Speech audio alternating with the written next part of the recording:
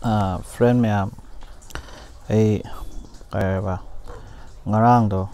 YouTube ta hana su yeng gram ne wat Snowden gi video je ko ar ngarang su amuk tholak pa ai YouTube phau ba da dai ai yeng ra noi na han de sum marai turai su yaw ra da ga ai khang ju khang ada ai adu gyam hairak ke ba hoi English khang bi ba kangbu bu de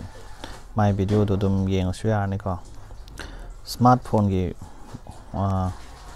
internet yaw yaw da ba to se ba ko phone am se da ko ai haijar ke ba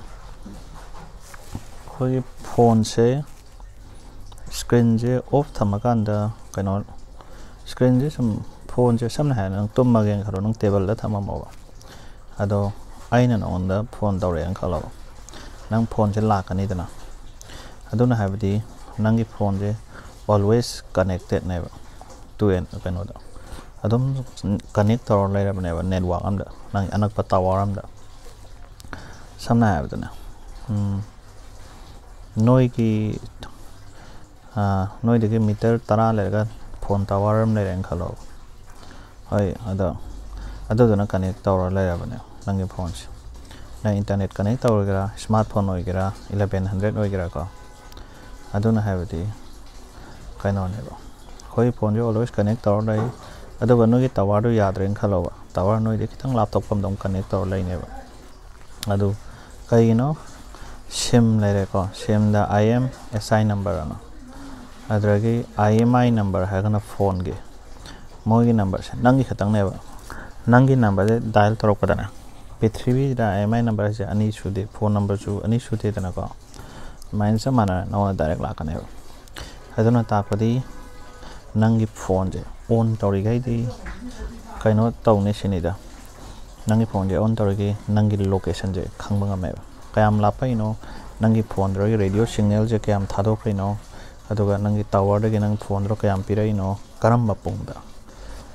adu masigi record che kai no masigi piro record che nga ki tham na te permanent thoin permanent record na hai ni ko permanent ai di punji so page sam na have da ai nga si de gi kana ha se alam phen da nga huran chale ba thaina u khoi lu dei kai ai no ji hara kan loi khang mane na ado hoji proof kem leite da na chili chimban dai hai bane da na ado hoi ti CCTV camera le di kai no nang lam phen da pa te gi kai ba mi gi un lang tha ma de huran ba do ado do permanent record oi de da ephemeral na ko ephemeral na de hoi koi sida snapchat gumba ado story gum mang ge se nga ke 24 wa da adu na te ba adu chamana na hoi ti cell phone oi ta de na koi app yauri ba am se ko loina bu permanent record ne ba sana de Facebook da nangi activity je delete to ga ba nang search history oro photo thagat ki bo ro ko ado ni information ne da na truth ti khang de ba aina ai activity log se delete to ga su ai photo delete to ga su moi a server da ko server da lai bra lai tra do lai ti hai ni moi ko mai tam som condition ado lai te du khang de da na ado ga cha mana na akoina any Facebook da thagat ki ban data oiro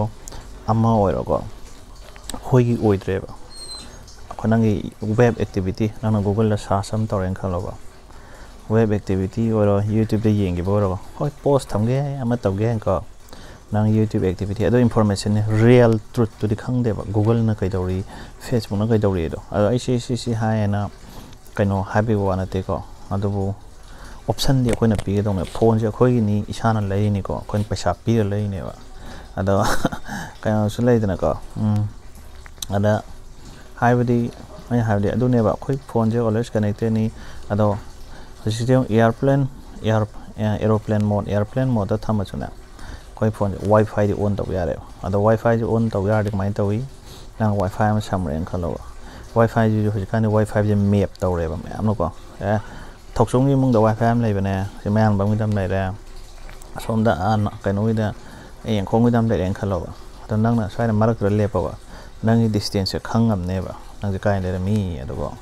ado si je aina hai war se si mayam hena khangjan ba na te English khangbi ba mi li hoi English ta dum pa bi su ya ni ko ado si je real du tak se ba ni hojik samna haibdana aidi nungti walking chapnina na ai Google Map ta in chalu myam loi thole khaina ada aina hojik samna haibda ai swai asaba chaba mamdana khoise samna asaba chaba sida pizza hat oro ma oro Domino's la luma mang hang lep ke ba ada hang lep sida na nadra changro ke ba ai Domino's pizza ge advertisement to ba si targeted ko ba si na targeted marketing ana ko targeted ne ba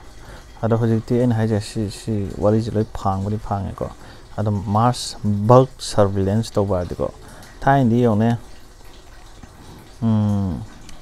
thain di masi kra chingna ningai ne di ma je target tor ka surveillance monitoring to ba hojikti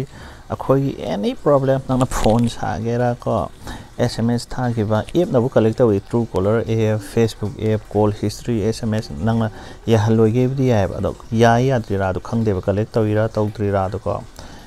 ya ba nang loi na collect to haloi si to haloi na off tham ge lo ya ba message rit to haloi ama to haloi ko call record to haloi microphone on to haloi si loi ya ba adu business yam $1 million online akhoi targeting marketing business yam chawa ba adu loi phai ka su kai de ba adu akhoi option pi de na ai loi delete tau jara ke ai pam dre adu tawre je delete tau be ai na ai web history loi delete tau be ko ai Google account loi delete tau be Facebook loi tau be adu kana bislai adu option di last option de khoi da pi dong ne ba ta seng ha de ko adu moi service sin ore na moi na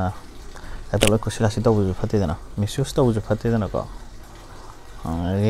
ai kana ga wari sane adu sane do mi no loi khang ya ado si je nga kina te ba permanent oina record ne si kana na pai phairing tureng amna pai na te ba government authority na ko andagi koi choba koi marketing industry moi am live na ko Facebook le Google le moi AdSense ko moi pai ne ba adu gi da haining ba di atop si hoi yan ta do siram ba sai koi an gumma ngang gumna di ko ka tam ba sai hena ta bigi English kam bi boy di adom YouTube ta atop da yang bio hoi fare messenger aga